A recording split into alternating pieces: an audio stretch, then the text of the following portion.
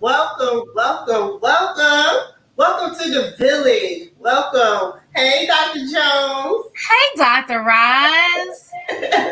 Welcome back. We are promoting diversity, equity, and inclusion. That's right. This is our SPED and ESOL edition. This is our part two of our discussion about diversity, equity, and inclusion. So, welcome back. That's right, guys. We're going to give you guys some practical tips for how to engage all learners. Like, how do you differentiate? How do you engage your parents? What professional development do we need? And what books should we be reading this summer to get prepared for our students? That's what we're going to talk about today. Now, I have my girl, Dr. Jones, here with us so that we can have the discussion. And again, we're the Village Leadership Group, and I'm Dr. Roz, CEO and founder. And we are all about about coaching teacher leaders, y'all. I'm sorry, I had a rough day today. We're all about coaching teacher leaders to maximize their strengths, develop leadership skills, and reignite their passion for teaching and learning. So again, guys, let's get this discussion started.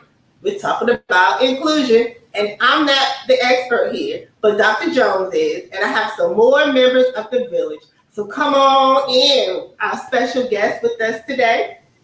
We have Dr. Cotton, we have Miss Erin Graham, and we have Miss Jelena Smith.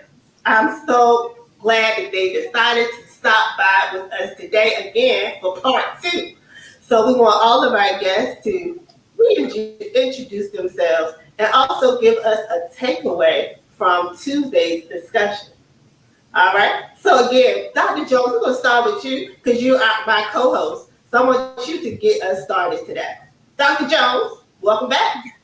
Why, thank you. Happy to be here. So my absolute number one takeaway is the idea of best practices. So best practices for any group, they're literally the same. If you're talking about LGBTQ plus, if you're talking about special education, if we're talking about ESOL, if we're talking about whomever, it doesn't matter. Black children, white children, it doesn't matter. You want to see a child for a child. You recognize that child is a part of a bigger community, and you want to make sure that you're doing more than just loving them, but you're planning for their success very intentionally. So you want to do that based upon the needs of the child, regardless of what those needs are. Awesome. All right, who's next? Dr. Cotton. All right, so I am Dr. Nakia Cotton, and I am an author, and I have a consulting business, and I'm glad to be here. My business is called EduFaith, and I have a couple of books out that I will talk about later. But I mentioned this before, so I'm going to reiterate, but then I'm going to add something to it. So my number one takeaway or nugget is relationships. Relationships are impactful and important and vital to parents, students, the community, stakeholders, other teachers, to everyone you encounter. Relationships are impactful and monumental. And if you build those relationships, from the SPED standpoint, you will connect with students, you will motivate students, and all students will learn because you will develop those relationships to figure out their learning style so you can be instrumental in making a difference in their lives. Awesome. And Miss Erin Graham, welcome back. Thank you so much. I'm glad to be back. I'm Erin Graham. I am the high school ESOL instructional specialist in Prince George's County Public Schools, where we support the 19 high schools in our school district that have ESOL programs for our international English learners or multilingual learners.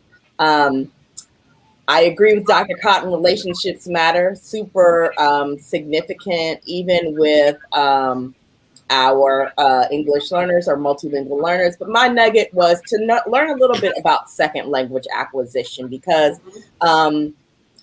we all kind of know a little bit about first language acquisition because we saw how we developed language or our children or family members, friends, etc. But to learn a little bit about second language acquisition, those things that impact second language acquisition and those things that can enhance second language acquisition to occur and maybe a shorter time frame or more quickly, if you will.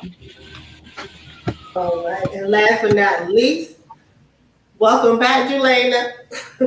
Thank you for having me back. I thoroughly enjoyed our discussion a couple of days ago, ladies. And my biggest takeaway was the emphasis on bringing that data to life. And I'm Jelena Smith Hunter, author, educational consultant for equity and closing achievement gaps. And I am moving away from that term, data dive. It's so like drilling and, cold almost. And it's not social. So I want to move towards like a data dance where you have to get into the cadence of what these numbers mean, and you got to feel it, right? You got to have a whole experience with your data because those numbers have a face and they impact students differently and your teachers. So as leaders, how can we dance with our data and really let it come to life, and we can feel it and respond to it appropriatly? Love it. And if you have that copywritten, because I want to steal that data dance. Yes. Come on now. We're going to have some dancing with the data workshop. Yes. All right. So, again, welcome to the village, everyone. We are promoting diversity, equity, and inclusion. And we want to make sure that we are engaging all of our students, all of our families. So we're going to talk about best practices for reaching our SPED students and our ELL or ESOL scholars. So today we want practical tips, y'all. I mean, y'all told me on Tuesday why we need to talk about this, why it's important, we get it. Now what am I supposed to do? Help me out. Practical tips. Get me started. Dr. Jones, what am I doing? What do I do? If I'm a first year teacher, help me out. Or if I'm a principal and I need to plan for the year, where do we start? Oh, we can't hear you. I'm excited. For a principal, for first year teachers and principals, two different conversations. But right. For the principal, one of the things I'm always going to look at as far as schedules. Where do we start with the scheduling of your students? I personally believe that students with special needs, the students who are your most severe, need to be scheduled first, and then you move your way backwards to making sure that everybody has access to the things that they need.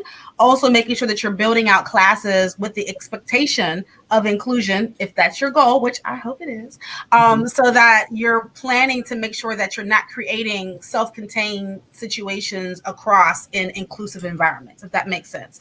So just want to make sure that students are spread out and that teachers have the opportunity to work with specialists throughout the day, throughout the special ed teachers and your ESOL teachers have opportunities to work with content specialists and opportunities to be with all students so that there really is a team approach to the teaching. So it's not like this is the special ed teacher. They only work with special needs children with IEPs, or this is the ESOL teacher. She only speaks to people who are ESOL or English language learning. So just really changing up that idea that there has to be these people are assigned to those children. And so with the scheduling is your number one thing that has to be on the table for co-planning and some more co-planning, because without your co-planning, nothing will work. You're going to go back into your silos, and everything that we're trying to work towards is never going to happen. So co-planning and being able to co-plan and think about the intentionality of inclusion across the board has to be your number one priority.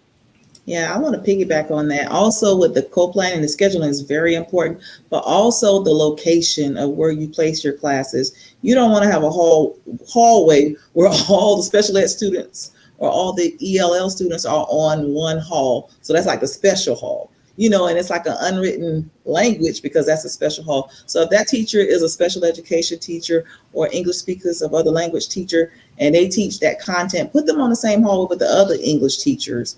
Infuse their classrooms throughout the building to build that inclusive culture.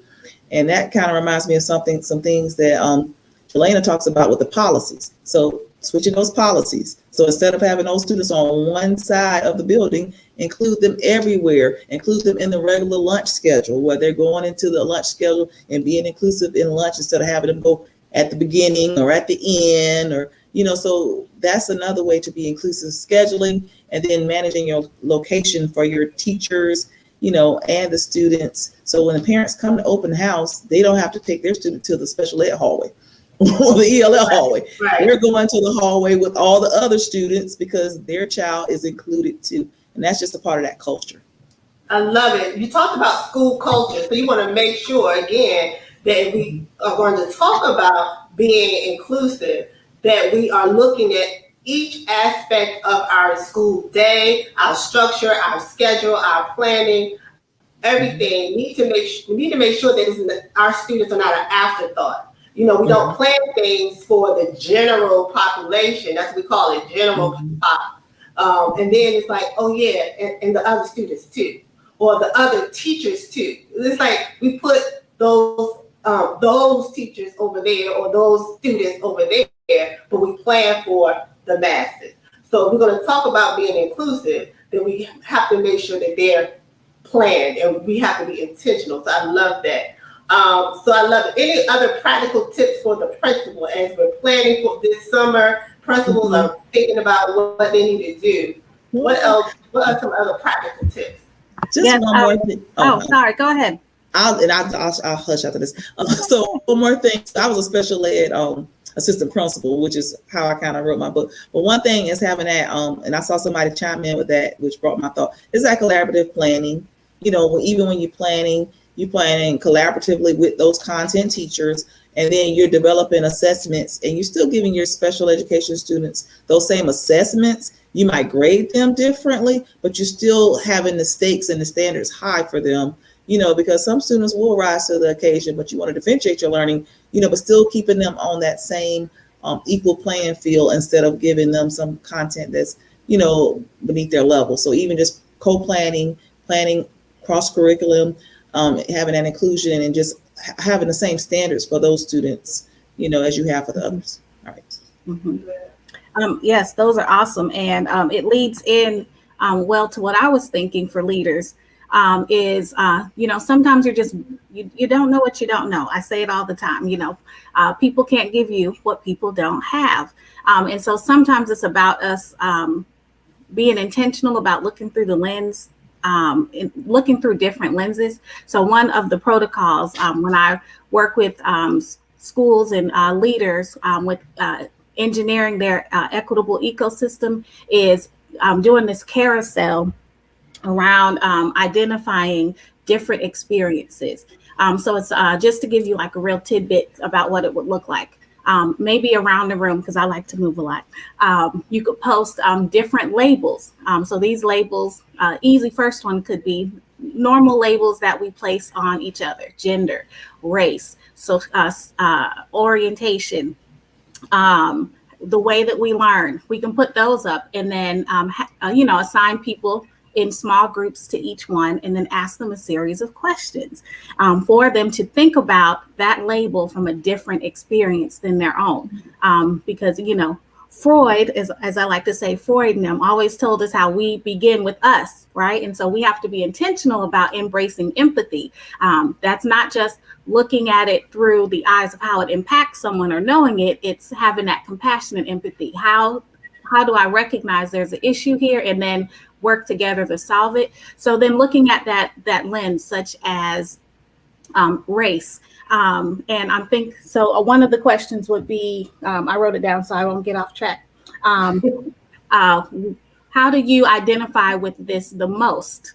And so being a Black woman, I might say I identify with this because people, that's the first thing they see.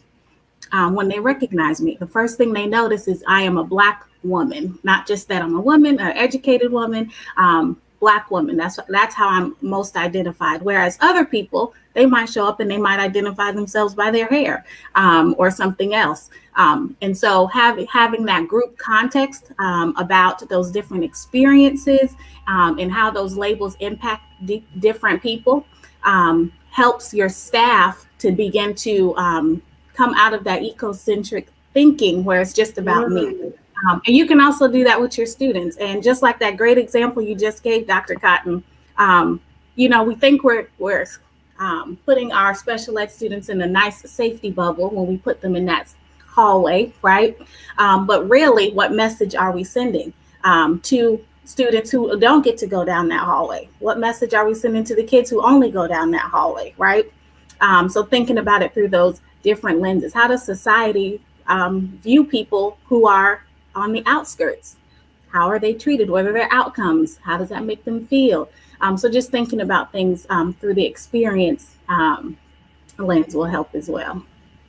I think another thing that's really important is Dr. Smith-Hunter has talked about, hey, this is a specific example of an activity that you can do so that we can look at it from a perspective. And Dr. Cotton said that, we need to make sure that we are co-planning and everything, but at every point, every step of the way, you have to be consistent. So if our focus is on diversity, equity, and inclusion, every time we go into something, we need to have in our head and intentionally ask questions around, are we celebrating diversity? Are we providing equity? Are we including everyone in this? And not just at the beginning of the school year when you're coming back and you're pumped up because you had time to go to the beach and you've rejuvenated. And I'm talking about in the middle of January when there's 6 inches of snow on the ground, or that stretch between spring break and Memorial Day when you don't have any days off. You need to still be consistently asking those same questions. Are we celebrating diversity? Are we being inclusive? Are we providing equity to our students and staff? And I'm gonna jump right in there with that. And I want to know, and how do you know you're doing it? So that consistency, you're asking the questions, but prove it. Where do I see it? And that's the question we ask with leadership. So if we have equity, we're looking at equity in our student data. How is that showing up for the adults? I remember my first year teacher, it was like a living hell, honestly. And I was a special ed teacher. I was 22, fresh out of college with a big smile, right? And I'm teaching high school, and I was a resource teacher. So I had all special ed, and I had no classroom. They gave me a cart.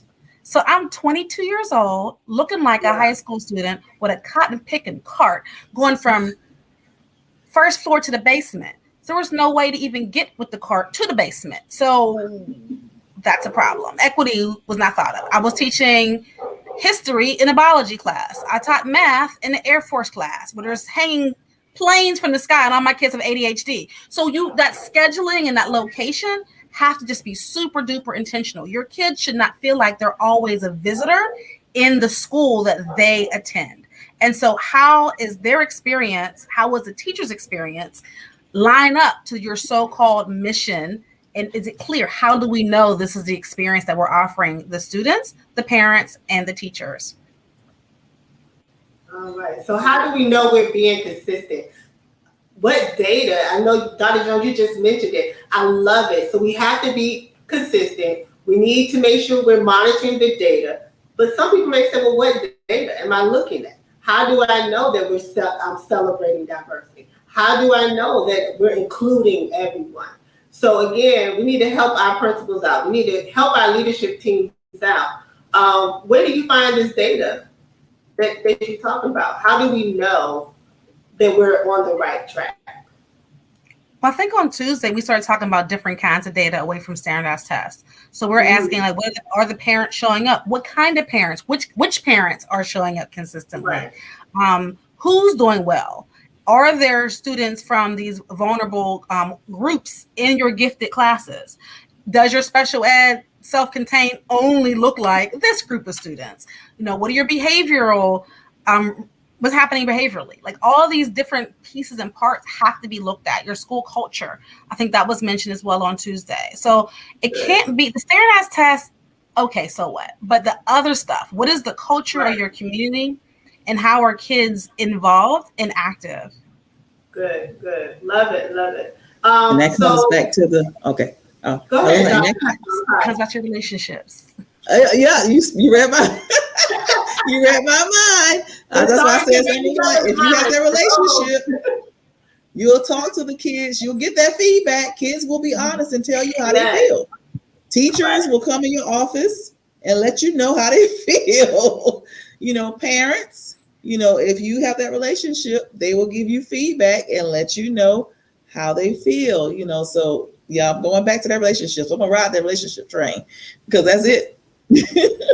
Yes, another thing that you can do, which is like transformative, but it's something very simple everyone can do.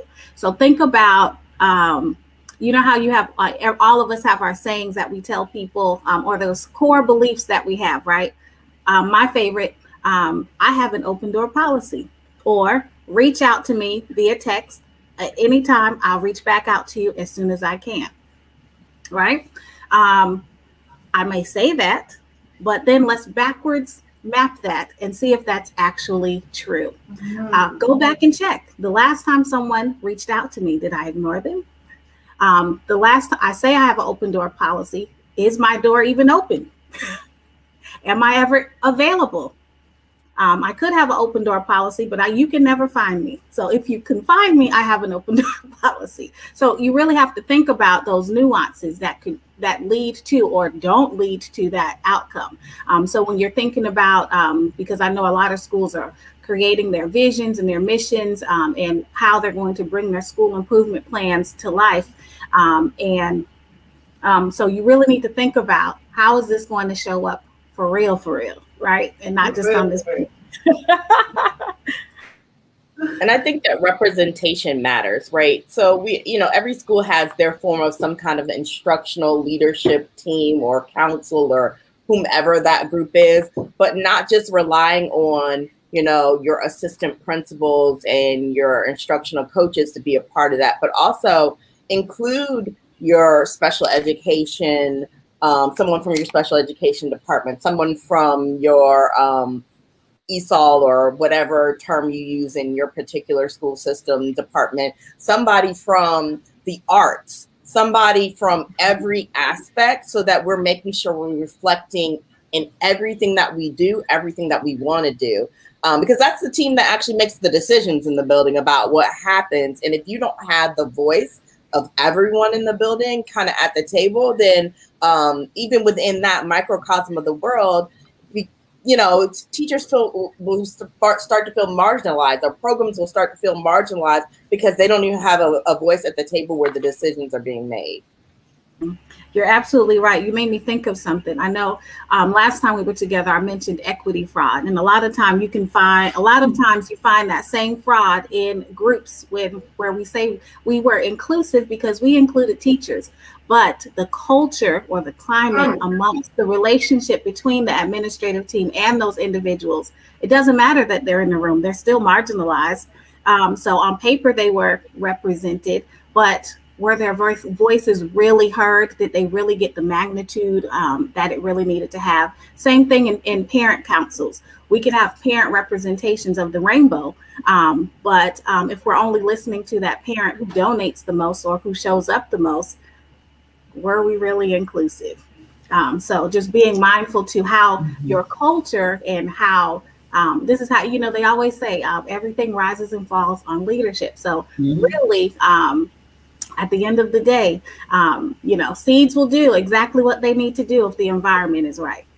So we need to, embrace our agricultural selves inside, and how can we get this environment right so that we can produce those right seeds so that diversity can really show up, equity can really show up, and inclusivity.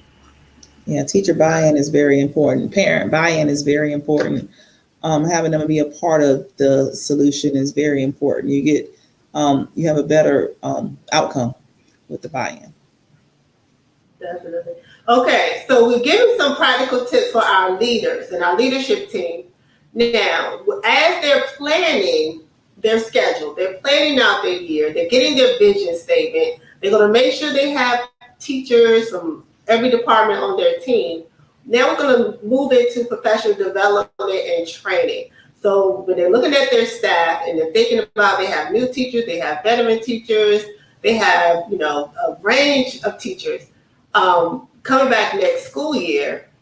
Help us out. What professional development do we need? And Dr. Houston, who's one of our village members and guests, she made a comment earlier about accommodations. And we need to make sure that people know the difference between accommodations and modifications. So again, if we provide the right assistance and support to our students, they should be able to meet the needs of the standards. They should master the standards as well on grade level. Now, sometimes you do have to modify and change up the assessment or the lesson so that the students can be successful. But talk about what type of training do the teachers need? When we talk about if inclusion is our focus, what do we need to make sure that we put on that professional development calendar? And I'm gonna start with go ahead, Dr. Jones. I'm gonna start with you anyway. Go ahead. I just want to say before we even go into that, I want to let the rest of the panel answer this. I think that consistency piece needs to be part of this. Everything that we do in the professional development, it is so imperative that we're modeling what we want to see in the classrooms. Too often, professional development is not good teaching practices. They're not modeling good teaching practices. So the content, though some of the content might be really good, the way that it's presented, it's not. And so if those teachers were to take that information and take it to their classroom, they would get written up for having a terrible lesson plan. So the first and foremost is, as we're working with people, bringing in people to consult or to do our professional development, we need to make sure that they're modeling what we want to see in the classroom. Because the first lesson in this work is everybody has to look at themselves. This is absolutely a mirror activity. A lot of times we want to talk about window activities, what so-and-so doing, what's happening over there. We're pointing out and looking around. But the first step in this kind of work is looking in the mirror. Who are you? What are your biases? What is your mess? And what is your story? And getting comfortable, recognizing it and calling it out. And then we can talk about changes and movements and policies and things. But the first step is looking at yourself in the mirror, but that making sure that it's done well so that people can emulate what's being done in that class or in that professional development in their own classes. Awesome. All right, and then next up, I'm gonna pick on Miss Erin. Thank you. I was getting ready to unmute myself anyway. I think it's essential that leaders really know their staff, right? Because I could say, yes, you need to have some second language acquisition. You need to learn about strategies. Maybe you want to do QTEL training or PSYOP training if you want to choose one of the products that are out there specific to, English learners, not selling any of those, by the way, not having those. Just let me put that out there. I wish.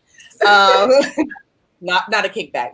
I want to say everything above board, but really knowing what your staff's needs are first. Maybe I have a staff full of people who have, certifications around English learners or multilingual learners, but my staff knows absolutely nothing about supporting students with disabilities. But you have to actually know your staff first before you can say what it is that they specifically need. But I really think that something that's kind of on trend, but significant right now is really talking about how can your team be culturally responsive and just knowing the culture of the building, but not only the culture of the building, but the, cultures of the students and the families and of the community. A small, kind of tidbit when I worked at a middle school a few years back, it was so interesting. There was this one parent who was there all the time. And my principal at the time made a relationship with that parent. And she was the parent that held all of the street cred in the neighborhood. And she got she got parents into that building. We were calling parents left and right. She was like, oh, you need such and such as parent here. Oh, don't worry. They'll be here by the end of the week. You have to build those relationships, Dr. Cotton, and know those people in order to make those things happen so that you can get to some of the other things that you want to happen in your building. Yeah, and just to add to that, she was saying know your staff. I agree with knowing your staff, and it's okay to do some surveys. Just determine your vision and your goal and what outcome leaders that you want your staff to accomplish, and then develop a brief 10-question survey to just get a needs assessment so you can see what particular strategies your staff need training on. So know your staff and then just gather some data. So do surveys. What's just what Lena call it? The data dance. Do the data dance. Do the data dance to get you started, and you can always go from there. So, okay, my teachers are, I see a lot of needs for accommodations or differentiated instruction. Okay, so for my first, some of the trainings I'm going to do for my staff, we're going to do basics on special education, the models that we have in our district, and then some examples of some accommodations, modifications, and differentiated instruction. Boom, there it is. And you've trained your staff, and then you can follow up and do other, trainings quarterly on PL days, on early release days. But, one quick way is just to, know your staff and then do a survey, find out what their needs are. Love it. And I'm going right back to us. My word of the year has been being intentional. And so again, we have to be intentional with our training of the staff and also being consistent. So it can't be, on Monday, in September, we had this wonderful culturally responsive training where, Erin Graham came to our school and did this great presentation. And let me tell y'all, she's excellent. That's why I always call her. And so, you have this wonderful training. And then by January, the articles that she gave us, the books that we had for the book study, the videos, all of that stuff is buried under everything else that we did. From September to January, we have forgot all about it. But see, we weren't intentional. We weren't consistent. So it has to be part of the conversation. So every collaborative planning, we're going to talk about those strategies that Erin mentioned during that training. And when administrators come and do our observations, informal and formal, we're going to be looking for those strategies and give teachers feedback. When we do our peer observation, we're going to bring that up again in the conversation. So again, we have to be consistent if it is a priority. Okay, so can someone talk about that? Other strategies to make sure that we are being intentional and we are being consistent. We're making sure that it is a priority in our building. I just love what you just said about that intentionality piece, because I strongly believe that the connection between people, practices, and policies. And so when we're doing that professional learning, we reach out to a consultant, like one of us, we need help with one of these areas. We can come out and we can professional develop you until our faces turn blue. But it's not going to be, you're not going to see any evidence in your data, in your staff changes until all three of those are succinct. So yes, we dealt with the people capacity, right? Piece of it, but then as you mentioned, policies. How are we making sure that we are providing feedback and follow-up, right? To make sure that that's consistent. But then going back, that's our practices, but then our policies. How do our policies support or reinforce this new expectation of the things that we just learned? I know sometimes we say, oh, wow, as you said earlier, Dr. Jones, we need to have more collaboration time, all right? If we're going to co-teach together, we need to collaborate and we get with your ESOL teacher that supports your grade level and modify those lessons.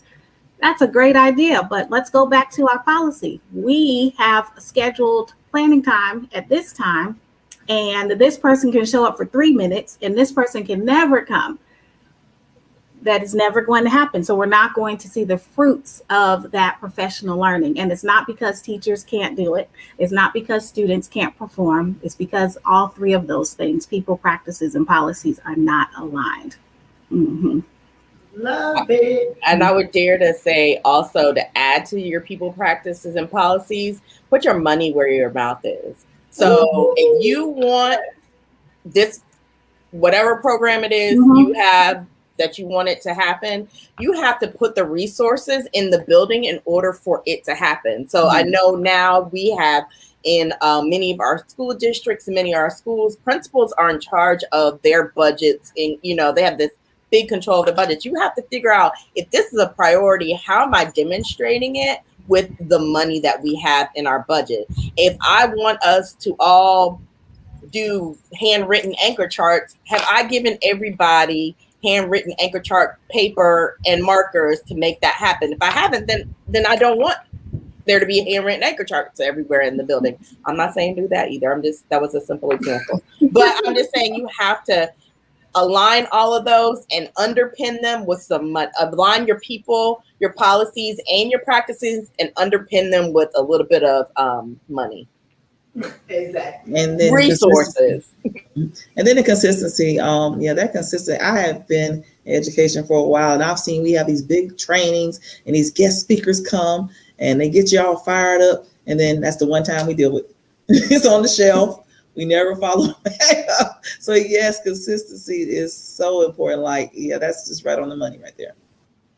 Love it, love it. So we're about to wrap up. I hate to wrap up, y'all. I've really enjoyed you guys this week and our focus on diversity, equity, and inclusion. We're promoting inclusion this week and really focusing in on our special ed students and our ELL or ESOL scholars. We want to make sure that we are really being intentional this summer when we're thinking about our plans for next school year. How do we plan our school year so that we can make sure that we are being intentional with everything that we do next school year as far as our schedule is concerned, our resources, our money, and training. So I want everyone to kind of give, I'm going to ask you this, give our final thoughts for today. What is it that you want people to walk away with from our discussion? And I'll start with, let's see, who am I going to start with? Dr. Cotton. One of your final thoughts? We have so many great things that we talked about, but final thoughts. Final thoughts is get to know your students. So the relationships, lead with your heart, because you have to have a heart and compassion and empathy with your parents and your students and anyone you encounter. And then develop leaders, develop your team, and be consistent. You can't do it by yourself. So you got to have your vision, build your relationships, develop your team, and then get to know your students and lead with your heart. When you're working with students with disabilities, ESOL students. So just, those 4 things, I think that will be a start for any leader. And like I said, just let your data do the talking and determine what needs to be met of your teachers. Show them that you support them. Awesome. And Miss Julena Smith Hunter. Yes. So many great nuggets today. But I definitely love what Erin said earlier about making sure that our resources are aligned to those things that we expect to happen. A wish can't get us there, right? I'm talking about it's not going to get us there. So making sure that we have really looked at how all of the nuances work together so that we can be, as you say, Dr. Roz, intentional. So intentionality, as we said over and over again, consistency, and really leaning into that culture. You don't have to spend a dime to change your culture.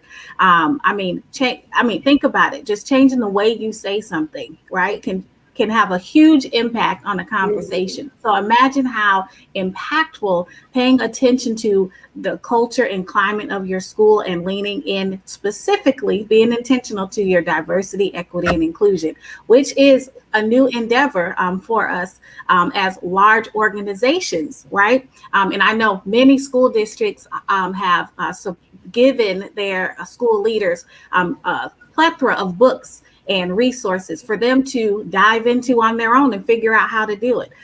So really tap into resources that can support you through this, as well as being intentional about how you're going to get there.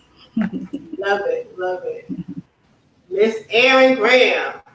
So Dr. Cotton and Dr. Smith Hunter definitely have said everything. I think the only thing that I would add to that is, as you're working through and you're moving through, I often think, is this what I would want for my loved one? Would I want them to experience this?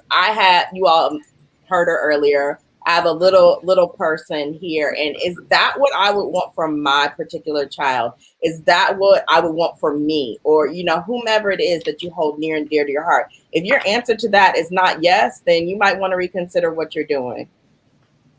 That's real. Thank you so much. All right. So, Dr. Jones, final thoughts? And then I want to hear more from our authors about their books as well. So go ahead, Dr. Jones. Final thought. Final thoughts, the planning. I mean, you can't not plan if you want to dream. That clear plan is necessary. You can vision having the right people at the table to have that vision and really putting together a very consistent plan of action and small steps. It's not going to happen overnight. It's going to be iterative. And we have to embrace the fact that it's going to take time. It has to, because we're changing, we're learning, and we're growing. And every time we learn and grow, we move the other people who are around us. So let's have grace that this is not an overnight process, but it is a process. But the process has to have a plan. And you have to have the people at the table to let you know that you're asking the right questions and you're being intentional to make sure that it happens.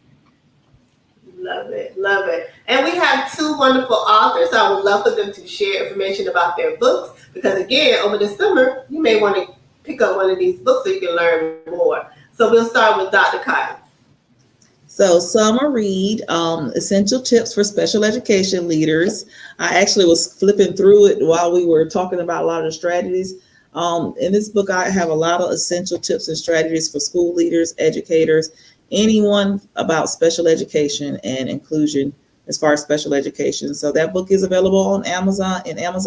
Great summer read, quick and easy. And then on my website, I also have resources where you can look out and, reach out to me if you have any questions about, special education, as well as my new book that's out now is Essential Tips for Section 504 Coordinators. So both books address students with disabilities and provide strategies and tips and information about ways to work with students with disabilities, whether they're special ed or have 504 plans, both available on Amazon.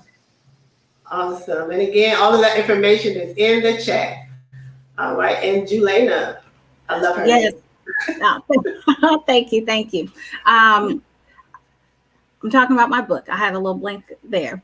So I have a book written called Equity Outside of the Box, a framework for engaging your diverse learner. And so, yes, it's very inclusive, whoever that diverse student is for you. And it is so purposeful and intentional because it will help you to change your lens as a leader, as a teacher, as someone who works in a curriculum office or even the human resource office, and thinking about how can I make sure I am leading and leveraging my role to promote diversity, equity, and inclusion.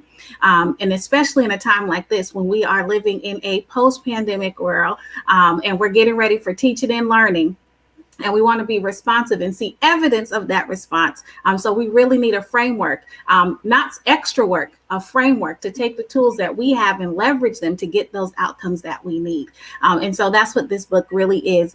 And I also have a cohort that I'm working with several different leaders where we are going through and engineering our equitable ecosystems and being just that, as Dr. Ross said, intentional, building those key relationships like Dr. Cotton said, and making sure we're putting our resources where they belong, like Erin said. So thinking about all those pieces, and it's so much on our leaders right now, especially at this time. And so you really need to lean in and get the support that you need so you don't burn yourself out. And so you can follow me at www.equityelevatorconsulting.com. You can find the book there, more about the cohort and anything else. I also have a free download for you to check the equity level of your schools, your classroom, and your district. That's for free as well. So it's been great being here with you all.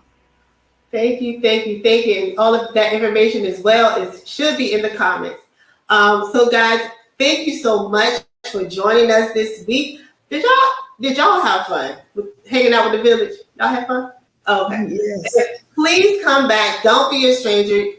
We really appreciate it. And I hope you will check out the comments and the questions, and we can continue our conversation in the chat.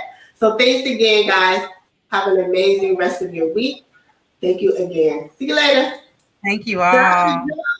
We did it. Yes. It was such an amazing conversation. Like, there's just so many things, but it really could be simple. I know that we overcomplicate it. Yeah. We just got to do the data dance. That data dance. I'm like, hey, I feel that. Because people get an idea, we're going to look at this data. Well, is the data meaningful? Like, all data isn't meaningful. And we have to be honest. Are we just looking at data because we just think that it's cute to crunch numbers? Like, what is the purpose of what we're looking at? Like, everything just has to be really planned out and thought through of why we're looking at what we're looking at so that we can do something with that information. Yeah, sometimes, we have to make it simple so that we can digest it and just take that one simple thing and just be consistent with that one thing. Instead of trying to do all these complicated things and then we don't follow up because it's too complicated. It's too complicated. Like you said, sometimes you talked about the framework, not more work, but a framework. Right, the framework. That we can just look at it, we can take, and we can say, okay, is this working? Is this not working? I can do something with that. It's manageable. Yes. Like you said, it's manageable, it's palatable. We can do something with it. But if it's too much, it's overwhelming, so nothing gets done.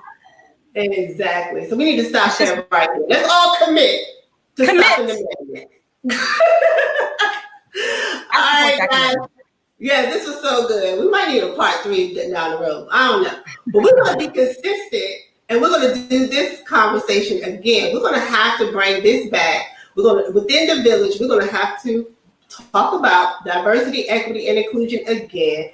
Maybe in the fall, we'll have a repeat discussion about this topic, because this was juicy. So thank you, Dr. Jones, for being my co-host for today. Absolutely. Thank you for having me, and look forward to our next conversation. Yes. And thank you, Village. All of you who are tuning in and have checked in with us and added comments and all that. Thank you for engaging with us today. Don't stop. Ask your questions. Give your ideas, because that's what the village is all about. It takes a village to build strong leaders, teachers, schools, and communities. And that's what we're all about. We're all about collaborating so that we can get better as teachers and as leaders. So again, continue to follow us on Facebook and Instagram at The Village LG. That's at The Village LG. Don't forget to click that link somewhere in the comments where it says to join the village. Join us. Don't you want to be a part of this amazing village? We're pretty cool. I mean, look at Dr. Jones. She's pretty cool. So join us. And don't forget, teacher leadership is a mindset, not a position. All right. See y'all next time. Bye.